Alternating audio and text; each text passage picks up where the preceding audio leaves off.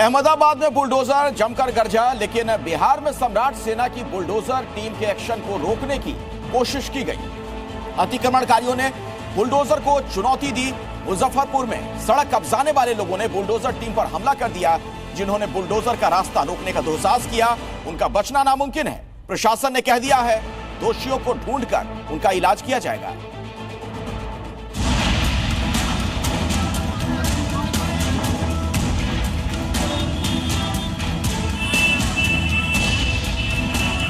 अपराधियों के लिए खैर नहीं है, अपराधी के लिए ये बिहार नहीं है। बिहार से बाहर ही अपराधी को जाना होगा। बुलडोजर टीम पर हमला, सम्राट के बुलडोजर को चुनौती। अब तक बुलडोजर अवैध कब्जे पर हमला करता था, लेकिन बिहार के मुजफ्फरपुर में अवैध कब्जा करने वालों ने ही बुलडोजर पर हमला कर डिप्टी सीएम सम्राट चौधरी को सीधे चुनौती दे दी है। ये घटना बिहार के मुजफ्फरपुर की है। सरकारी संपत्ति से अतिक्रमण हटाने के लिए बुलडोजर टीम दलबल के साथ पहुंची तो अतिक्रमणकारियों ने बुलडोजर को ही टारगेट कर लिया।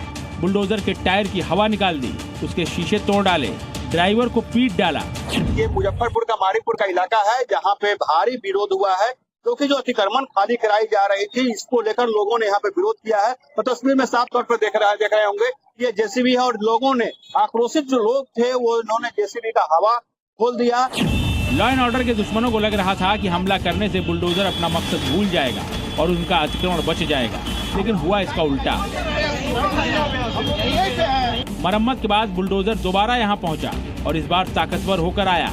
उसने हर उस दुकान और मकान पर ताबड़तोड़ प्रहार किया जिसे सरकारी जमीन पर कब्जा करके बनाया गया था। सड़क की जमीन पर बनाई गई सीढ़ियों से लेकर दुकानों के बोर्ड और दरवाजों तक को तोड़ दिया गया। जिन्होंने बुलडोजर पर वार किया था उनकी डेंटिंग पेंटिंग का अल्टीमेटम भी प्रशासन ने दे दिया है। प्रशासन के सामने जो भी किसी तरह का विरोध करेगा, जो भी नियम पूर्वक कार्य है, अगर उसमें कोई भी विरोध करेगा तो उस पर अवश्य कार्रवाई की जाएगी। बुलडोजर ने सिर्फ अतिक्रमण को ही नहीं तोड़ा, सड़क को पार्किंग बनाने वालों को भी दंड दिया। वर्षों से अतिक्रमणकारियों ने शहर की सड़कों, गलियों और बाजारों पर कब्जा कर रखा था और इसीलिए यूपी के बुलडोजर मॉडल से अब इनका हिसाब किया जा रहा है। बिहार के डिप्टी सीएम पहले ही ऐलान कर चुके हैं कि सरकारी जमीन पर अवैध कब्जा हर हाल में खत्म किया जाएगा।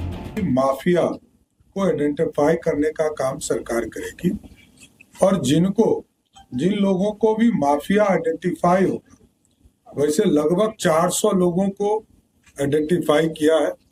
सरकार ने न्यायालय में इसके लिए आवेदन दिया है। 2 की सहमति मिल चुकी है और आगे सहमति मिलेगी तो सबके संपत्ति को जब्त करने का काम। पिछले कुछ दिनों में बिहार के मुजफ्फरपुर, नालंदा, गया, समस्तीपुर और पटना में भी इसी तरह पीले पंजे से अतिक्रमण को धुआं कर दिया गया है। बिहार में बुलडोजर ने तो अपनी चाल की शुरुआत की है, जल्द ही इसकी रफ्तार और तेज होगी। Bureau report.